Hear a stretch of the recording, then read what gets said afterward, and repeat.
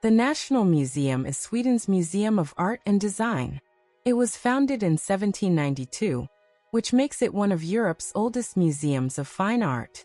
The collections are comprised of paintings, sculptures, drawings and prints from the 1500s to the 1900s. You will also be able to see applied arts, design, and portraits from the early Middle Ages to the present day.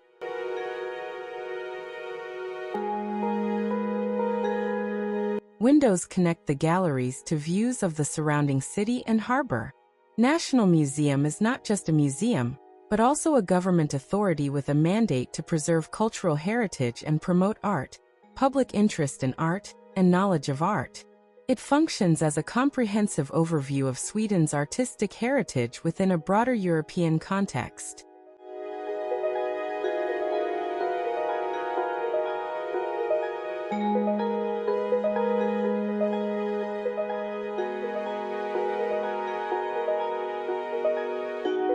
The National Museum holds a number of works by Rembrandt in his workshop. On December 22, 2000, 3 armed men entered the museum shortly before closing and stole this Rembrandt self-portrait along with 2 Renoir paintings. The thieves escaped by speedboat via the waterway beside the museum, one of the most dramatic art thefts in Swedish history. The self-portrait remained missing for several years. In 2005, it was recovered by Danish police in Copenhagen during an undercover operation. The painting was undamaged, still in its original frame, and returned to the National Museum.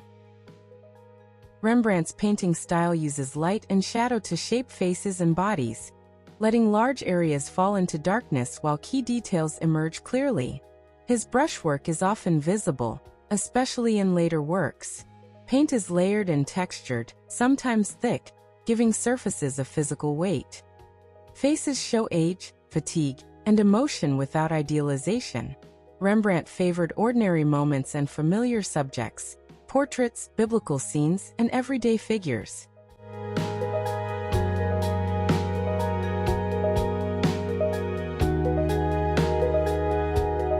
Simeon with the Christ child in the temple is widely considered to be Rembrandt's last painting, found unfinished on his easel upon his death in October 1669. The painting is noted for its unfinished state, characterized by broad, loose, and experimental brushwork, a stark contrast to his earlier, highly detailed work.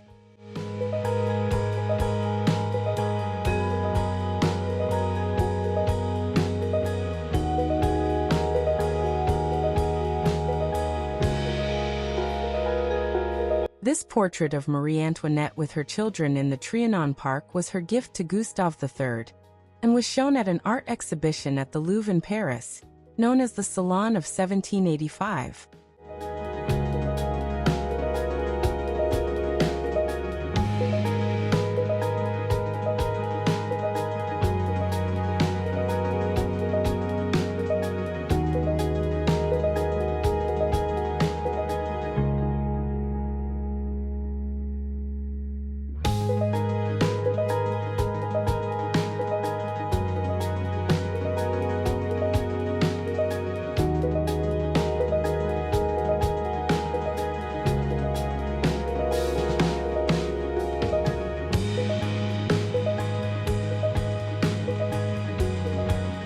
This splendid musical clock, made in Berlin, can play minuets. The gilt clock with its sculptural decoration is in the early neoclassic style.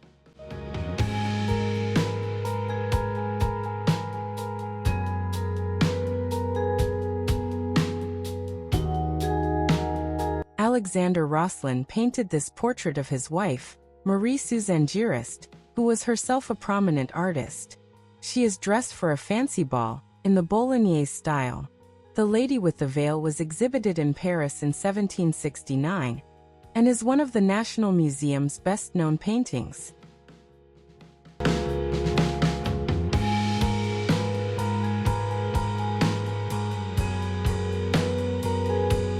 This painting reflects a world of European colonialism and global trade that brought commodities, animals, and people from faraway places to Stockholm. In the 17th century, high-ranking guests were received in the bedroom, and the bed was the preeminent piece of ceremonial furniture. The hangings, mounted on a simple wooden frame, were often luxurious. This French bed was brought to Sweden by the ambassador to Louis XIV's court.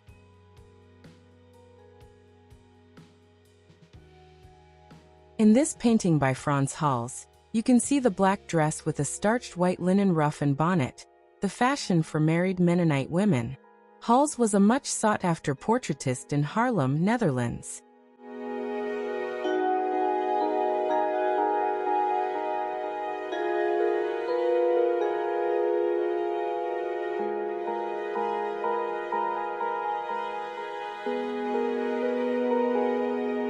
In this painting, Francken depicts the biblical story of Christ's first miracle. The bridal couple are seated under a baldachin, or canopy. When there is no more wine, Christ instructs the servants to fill the empty jars with water. In the foreground, Christ is seen transforming the water into wine. This painting shows what in Christian tradition has been called the true portrait of Christ, an imprint of the face of Jesus on linen cloth. Maiolica is earthenware glazed with tin. In the 16th century, Maiolica objects from the city of Urbino were especially sought after. The pictorial decoration illustrates moral tales from the Bible or Ovid's Metamorphoses, a Latin narrative poem by the Roman poet Ovid. The Nationalmuseum's collection from Urbino was among the spoils seized from Prague in 1648.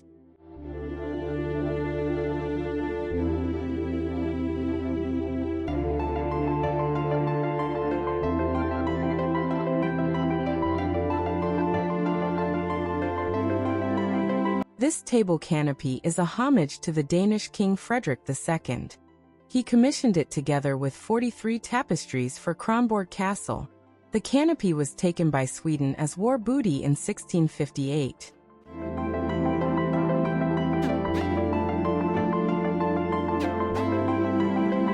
What at first glance appears to be a scholar turns out on closer inspection to be a pile of books and papers, draped with a fur-trimmed coat. The head consists of dead fish and poultry beneath a black cap. The artist Arcimboldo specialized in subjects of this kind. His principal patron was Emperor Rudolf II in Prague. Lucy Harrington was one of a circle of women at the British court who were active in politics and the arts. The costume and the coronet of rank we see here were worn on ceremonial occasions, such as coronations.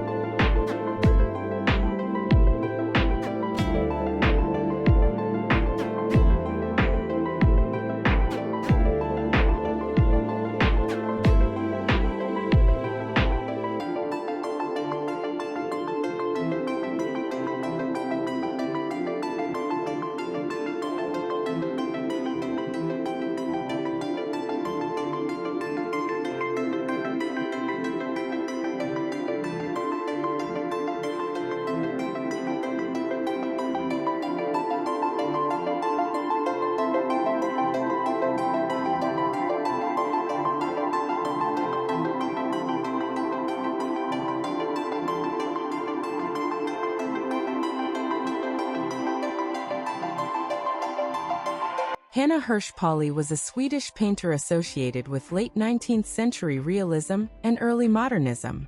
She is best known for psychologically attentive portraits and intimate interior scenes that focus on everyday life.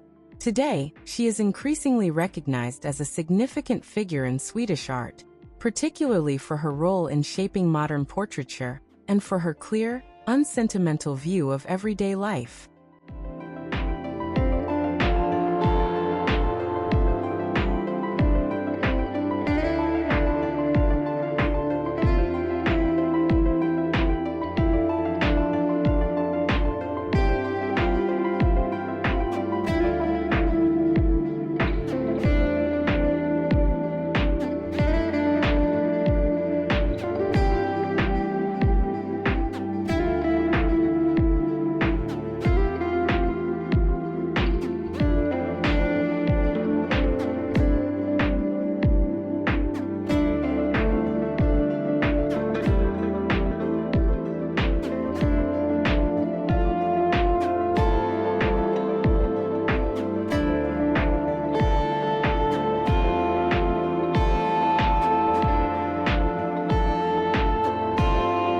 Boxes with enamel on metal began to be made in Europe in the 18th century to imitate porcelain. Most enamel boxes were British, and by the end of the century were in mass production. Enamel was applied in several layers on the thin copper plate to avoid cracks. Enamel chipped easily, so it was etched with metal. Like snuff boxes, pocket watches were key fashion accessories, valued as much for their refined appearance as for their function. London had long been the center of the most advanced craftsmanship, but during the 18th century French watchmaking grew increasingly sophisticated. Snuff boxes were a key accessory of aristocratic and courtly fashion in the 18th century. They were expected to reflect the latest trends in dress and personal style, while also allowing for a deft, elegant gesture when taking snuff. Beyond their practical use, snuff boxes functioned as gifts, keepsakes, and delightful curiosities. The most luxurious boxes were crafted from gold, and often adorned with gemstones or enamel work. French gold boxes dominated European production from about 1760 until the Revolution, after which Switzerland assumed the leading role. Today, female members of the royal family wear the monarch's portrait on a brooch. This is the last remnant of a tradition, from the Renaissance to the 18th century, in which regents gave their bejeweled portrait to faithful subjects. In the early 19th century, Napoleon's imperial court developed a love of parures, or a set of jewels intended to be worn together. These sets were made up of necklaces, earrings, bracelets, tiaras, and brooches. This renowned work depicts a somber, fictional scene of Swedish soldiers carrying their king, Charles XII, back to Sweden through a snowy landscape after he was killed at the siege of Frederiksted in Norway in 1718. This unusual art piece depicts a Norwegian folktale about the Mountain King's daughter, Princess Kristin. By combining two oil paintings with a gilded wooden relief, Larsson creates a triptych, a work of art divided into three sections.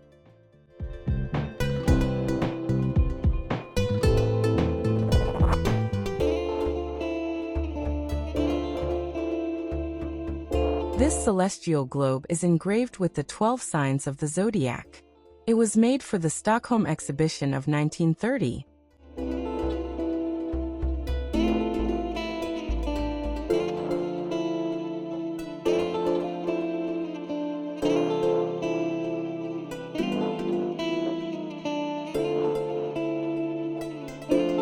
This grand piano was created for the Stockholm exhibition of 1930. The case is wrapped in broad bands of birch and walnut veneer.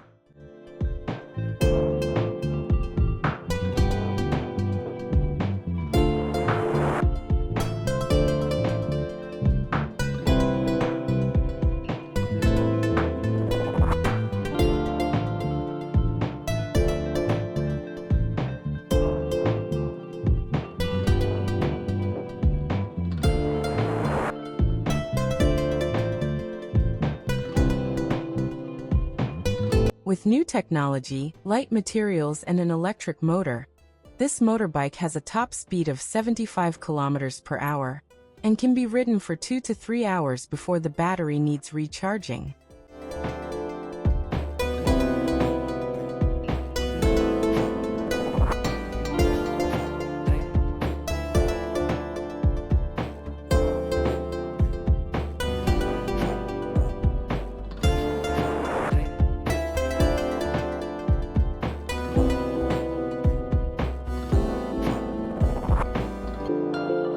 Material from the art library and the archives of the National Museum is exhibited here in the old library. The collections contain many stories about art, the art scene, and the museum's history and exhibitions.